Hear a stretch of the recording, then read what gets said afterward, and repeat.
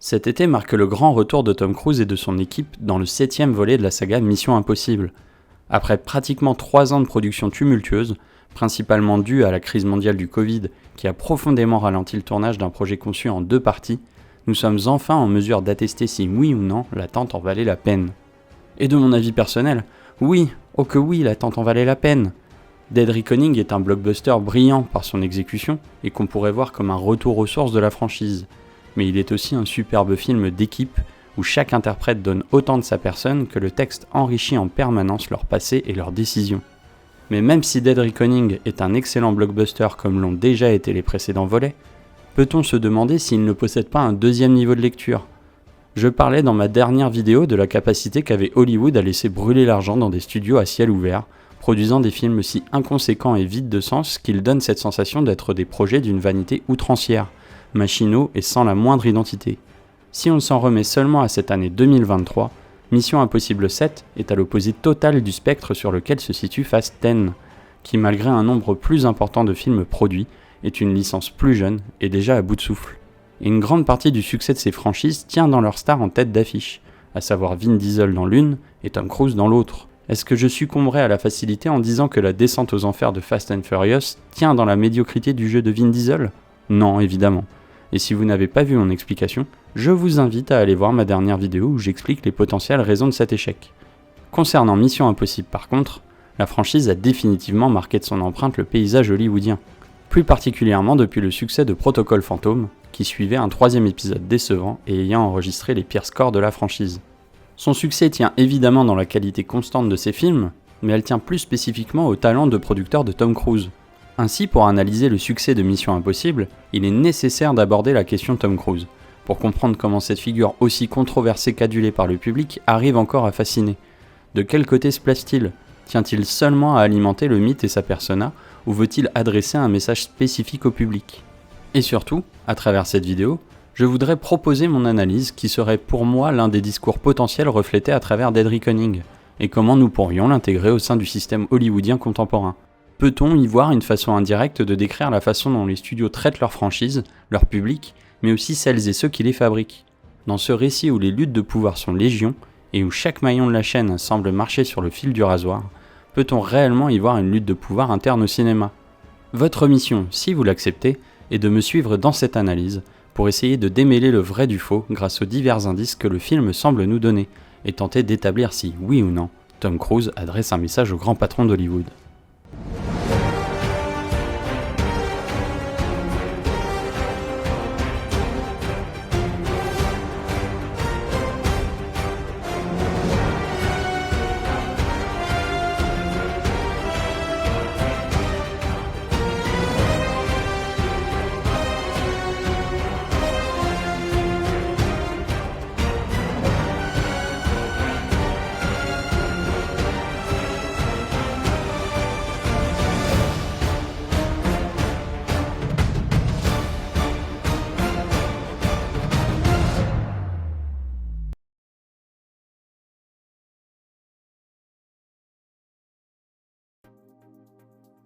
Au sortir des années 80, Tom Cruise arrive à un point culminant de sa carrière. Le succès de Top Gun l'a amené sur le toit du monde, tandis que ses escapades auprès de Martin Scorsese, Barry Levinson, Oliver Stone ou Sidney Pollack l'ont définitivement anobli auprès de la profession, ce dernier recevant enfin les récompenses qu'il cherchait. Tom Cruise, born on the 4th of July. Il représente cependant, et ce depuis le milieu des années 80, une figure réganienne, profondément ancrée dans l'histoire américaine de l'homme blanc qui va à l'encontre des institutions et trace son propre chemin pour prouver sa valeur. Son corps d'éphèbe en fait une arme de choix à Hollywood, qui voit en lui une manne financière évidente. Pour citer Don Simpson, producteur de Top Gun, « Écoutez, on paye $1 million pour la voir, on doit avoir un peu de chair. » Et bien que l'interprète coûte cher au studio, le succès évident des films le mettant en tête d'affiche atteste que l'acteur est une assurance que des billets de cinéma se vendront. L'acteur s'est en plus forgé la réputation d'être un bourreau de travail, s'entraînant à n'en plus finir pour jouer au billard, faire des cocktails, ou encore briser le mur du son. Assisté par son agent Paula Wagner, Tom Cruise est aussi très impliqué dans le choix de ses rôles, n'hésitant pas à mettre son grain de sel dans la façon dont il voudrait être représenté à l'écran. Il crée ainsi avec elle la Cruise Wagner Production en 1992, moyen pour lui de sélectionner des projets qui permettront d'étayer son image d'acteur, tout en lui offrant la possibilité de produire des films. Dès Top Gun, qu'il avait au départ refusé, il avait demandé la réécriture du scénario jusqu'à ce qu'il corresponde mieux à l'idée du personnage de Maverick qu'on connaît tous désormais. Et un certain type de personnage va se dessiner à travers l'image de l'acteur, dans une volonté affirmée de vouloir développer son image de marque, tout en participant à des projets dont les réalisateurs affirmés permettent d'asseoir sa notoriété artistique. Arrive ainsi le premier projet de la Cruise Wagner Production, adapter la série culte Mission Impossible sur grand écran, qui verrait le personnage nouvellement créé d'Ethan Hunt être aux prises d'une machination impliquant son mentor et héros emblématique de la série, Jim Phelps. Mission Impossible est un excellent film d'espionnage, et pas tant celui de Tom Cruise que celui de Brian De Palma, qui rend ainsi habilement hommage à la série originale, tout en la faisant passer à un niveau bien supérieur. Tuant les habitudes de la série, le film passe ainsi son temps à déjouer les habitudes du spectateur pour écrire ses propres codes, dans un travail de citation géant enrichi d'un style paranoïaque que le ciné-club de Monsieur Bobine a déjà très bien expliqué. Mais plus spécifiquement, en tuant la figure que représentait Jim Phelps, c'est Ethan Hunt qui prend officiellement le relais, et Tom Cruise qui devient la figure emblématique de la série, en dehors de certains interprètes récurrents. Toutefois, ce n'était pas entièrement le projet de Cruise, car malgré sa demande de réécrire le scénario initial du film que De Palma envisageait de réaliser, il admettra finalement son erreur pour faire confiance au metteur en scène. Nous sommes donc encore face à un projet qui est certes gouverné par l'acteur, mais qui s'en remet encore à la confiance de ses collaborateurs. Et ce ne serait que conjecture d'affirmer que l'expérience probablement traumatisante d'Eyes Wide Shut, où Kubrick s'est allègrement servi de Cruise et Nicole Kidman, a joué dans la balance, ou bien que son implication toujours plus grande dans l'église de Scientologie a entraîné certaines décisions, mais l'attitude de l'acteur changera drastiquement à partir de là. Mission Impossible 2 sera ainsi l'exact opposé du précédent volet, et le reflet de la probable mégalomanie ou narcissisme de son interprète, qui affichait déjà son patronyme en grand sur les affiches.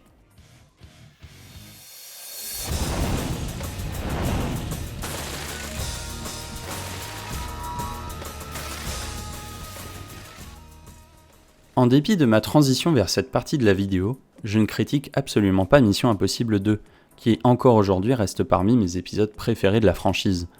En plein milieu de la vague d'influence asiatique sur le cinéma d'action américain, la démesure du film et le quasi-pastiche qu'il représente ne sauraient refléter la passion que met John Woo à réaliser son film. MI2 est un film rempli de fureur, où le symbole prime toujours sur la logique, où l'image emblème dira toujours plus qu'un dialogue maintes fois entendu.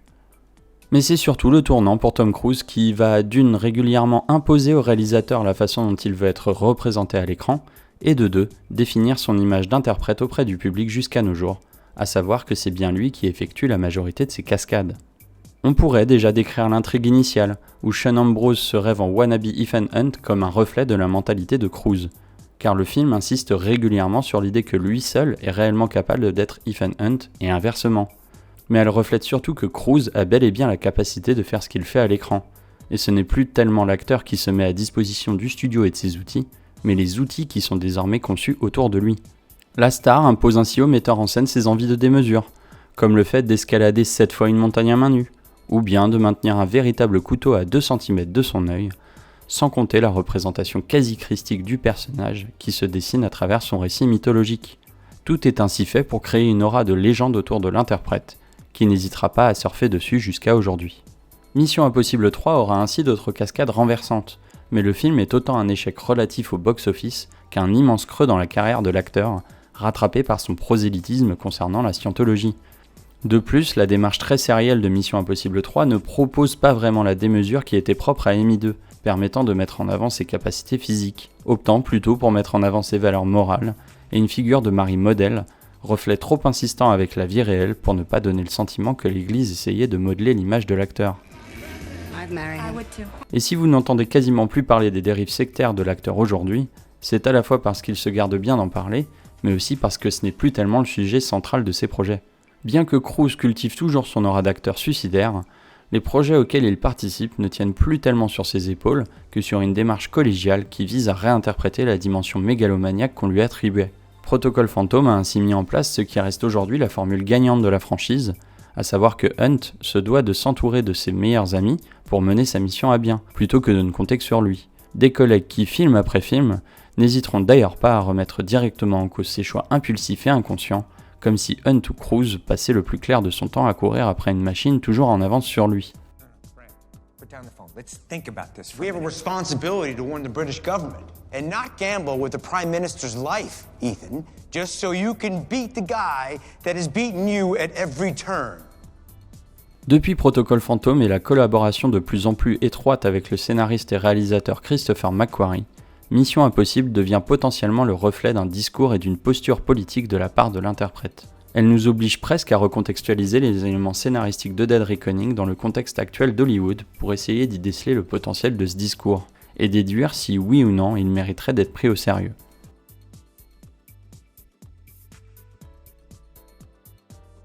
J'expliquais que Mission Impossible était depuis son second volet un projet dévoué à la cause de Cruise. Il produit, participe au processus d'écriture, mais également la réalisation et la post-production pour s'assurer que tout lui convienne. Control Freak, peut-être, mais jusqu'ici l'acteur a su montrer que la formule fonctionnait, à condition de s'entourer des bonnes personnes.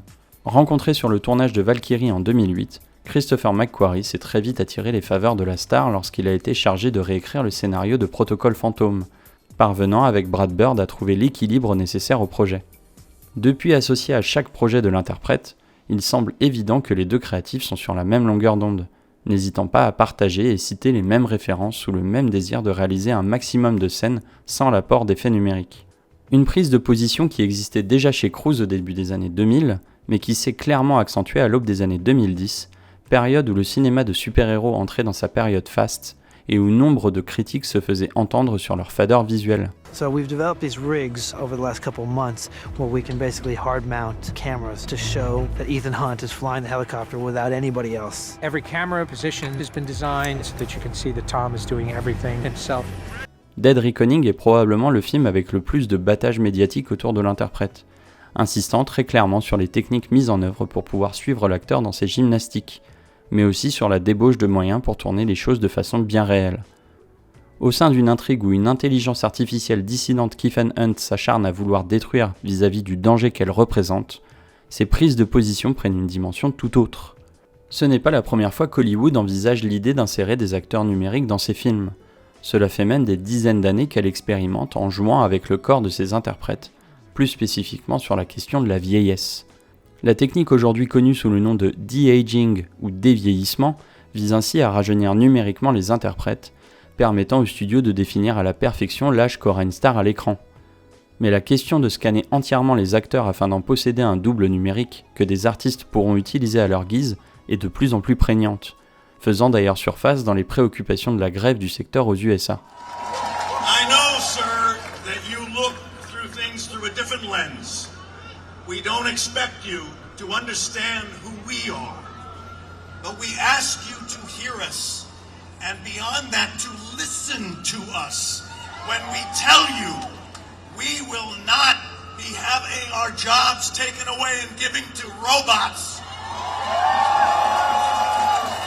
De nombreux interprètes ou metteurs en scène ont pris le sujet à bras-le-corps, souvent dans un regard de défiance. Le corps humain est opposé à celui de la machine, ou bien révélé comme un danger direct des forces surhumaines que possèdent les corps numériques. Une méfiance qui se traduit souvent par la réappropriation du corps numérique pour l'humaniser et en reprendre le contrôle, la démarche récente de Will Smith dans Gemini Man étant la plus fascinante. Lana Wachowski a aussi exprimé son point de vue avec Matrix Resurrections, mettant en scène une Warner Bros qui se réapproprie ses idées pour les décharger de tous leurs propos politiques initiales. I know, kinda ironic, using the power that defined you to control you.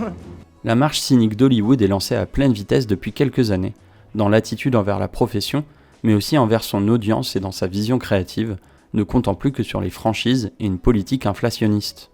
Bien que Mission Impossible soit elle aussi une franchise lucrative, dont la formule semble vouloir être réitérée à chaque nouvel opus, l'attitude créative de McQuarrie et la position de Cruise ne reflètent pas celle des studios tels que Disney ou Warner Bros. Elle réfute déjà l'idée du fanservice et de la nostalgie prépondérante dans les franchises populaires du moment qui affectent l'écriture des films. Yeah, we don't ask you to, and that's a critical thing about Top Gun as well. We don't ask you to remember the first Top Gun. We don't assume you have seen it. We don't take your appreciation for that movie for granted. We don't assume you're a fan. Fan service and fandom is poison. It is deadly. It's great when applied like a very, very, very strong spice, very judiciously. If you happen to have seen the other movies, great. Yeah. I don't count on it, because what happens, the danger of that is I'm asking you to leave the narrative and remember another narrative and come back. I'm trying to immerse you in a story so that you're not aware the story is happening until it's over. Plus encore, elle semble s'opposer aux techniques modernes, pour les réinterpréter et les utiliser au profit de la figure cruisienne. Gabriel, l'antagoniste principal du film, est autant un prophète pour l'entité qu'un messager d'Hollywood, estimant les acteurs comme une espèce révolue. Il ne cherche même pas à convaincre ses adversaires de leur donner la clé qui sert de MacGuffin au long métrage, car il sait déjà, dans toute la perfection mathématique du numérique, qu'elle sera en sa possession plus tard. Dans sa position mégalomaniaque, la victoire est déjà actée, quand bien même l'humain tente d'y résister. Gabriel se présente en véritable incarnation de la menace des intelligences artificielles, disparaissant à l'envi des caméras de sécurité, tel un fantôme numérique, ne ressentant même pas le besoin de se cacher derrière un masque comme Ethan l'a toujours fait. Hollywood avancerait ainsi à visage découvert, imposant sa vision du monde, forçant chaque partie à prendre acte du futur qu'il envisage, sous peine d'être mis de côté. Le dispositif cinématographique mis en place autour de Tom Cruise ne servirait ainsi plus à un simple discours médiatique enrichissant sa figure d'acteur, mais à un acte de résistance. Tom Cruise et Ethan Hunt seraient les récipients d'une valeur humaine qui se perdrait autant dans le processus créatif que dans le rapport entretenu avec l'objet film. Non pas que Cruise et McQuarrie seraient anti-numériques ou anti-effets spéciaux, car leurs films en comportent bon nombre, mais ils ont toujours estimé que l'expérience du cinéma devait avant tout mettre en valeur les interprètes, le récit, et profiter au maximum à l'expérience du grand écran. Le rapport à un cinéma hollywoodien classique, dans les références au film noir de McQuarrie, mêlé à l'amour des acteurs burlesques de Cruise, participe donc à créer ce discours revendicateur. McQuarrie n'a peut-être pas le génie de Brad Bird lorsqu'il s'agit de penser le mouvement à l'image, mais il sait où se situe sa passion du cinéma, autant dans l'amour du texte que de l'image qui l'habille, tandis que l'amour du burlesque de Cruise, mêlé aux apports du numérique, a toujours servi à le mettre en valeur, voire à redistribuer les cartes du discours hollywoodien. C'est ici que se joue le paradoxe le plus fascinant avec l'interprète, à savoir qu'il s'oppose au maximum aux effets spéciaux, mais s'entraîne autant qu'une machine afin de pouvoir pratiquer de façon répétée et précise ses cascades. They were doing 30 jumps a day. Getting to a point where he was just a machine. I mean, over 500 skydives. That's what we do. Over 13,000 motocross jumps. Quand la motion capture ou l'acteur virtuel devrait représenter le potentiel ultime de l'acteur, son manque d'ambition l'enferme dans le cliché et la nostalgie, tandis que le corps humain de Cruise témoignerait d'un chaos parfaitement contrôlé, geste ultime d'un acteur ayant intégré son geste créatif jusque dans ses os. En cela, la séquence finale du train est un emblème de ce chaos sous contrôle, où chaque wagon, à l'image d'un jeu vidéo, représenterait le niveau suivant auquel l'acteur devra faire face. Un hommage évident au créatif dont Cruise semble être fan, et une séquence qui n'aurait rien à envier à la série de jeux Uncharted. Cependant, malgré que Tom Cruise assure que sa volonté est autant de mettre en valeur le travail de ses collègues et des créatifs à la tête de ses productions, il reste toujours un paradoxe difficile à cerner.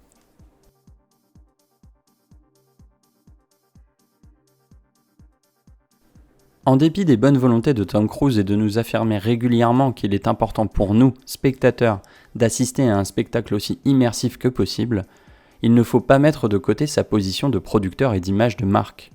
Cruise est une star hollywoodienne, mais il est surtout sa propre entreprise. Et certaines décisions récentes dans sa carrière reflètent un acteur qui ne semble plus vraiment attiré par les projets originaux, à moins qu'ils ne lui permettent de s'affirmer comme une figure d'envergure du grand spectacle hollywoodien. La Momie récemment, échec cuisant d'Universal qui semblait être une tentative de l'acteur de faire comme Robert Downey Jr., afin d'être une figure centrale d'un univers cinématographique. Ou la suite de Jack Reacher, qui alimentait une image ringarde de Lonesome Cowboy qu'on ne pensait plus tellement attaché à sa persona. Dès lors, le voir enchaîner les suites semble entrer en conflit avec son discours contre les productions faciles et fainéantes. C'est même à l'exact opposé de sa carrière, où il avait refusé la suite de Top Gun pour finalement la produire 30 ans après. Il alimente en quelque sorte la même machine qu'il critique, et montre que s'il tient à faire des films à grand spectacle, il convient aussi qu'il génère un maximum d'argent. On peut cependant saluer sa démarche d'aller défendre les syndicats du secteur avant la grève, afin que studios et plateformes de streaming écoutent les demandes faites sur la régulation des IA et de l'éthique autour des acteurs numérisés.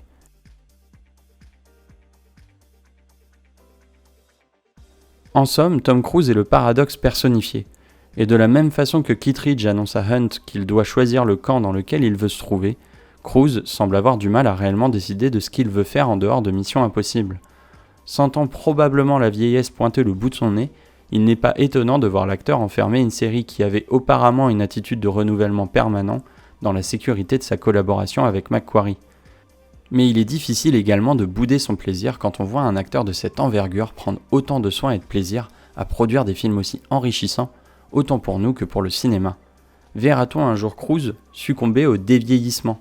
McQuarrie admet qu'il a été envisagé sur Dead Reckoning, mais finalement remisé au placard. Et je ne m'attends pas de sitôt à le voir succomber à ce genre d'artifice. À croire qu'Harry Folman avait vu juste en 2013 en faisant de Cruise le seul acteur de la profession à avoir refusé de se faire scanner. So you're here too, huh? You and I are the only ones who survived. Il semble que tant que l'acteur sera dans les parages, son corps ne disparaîtra pas sitôt de l'image. God damn, you try telling me that this ain't the greatest country in the world.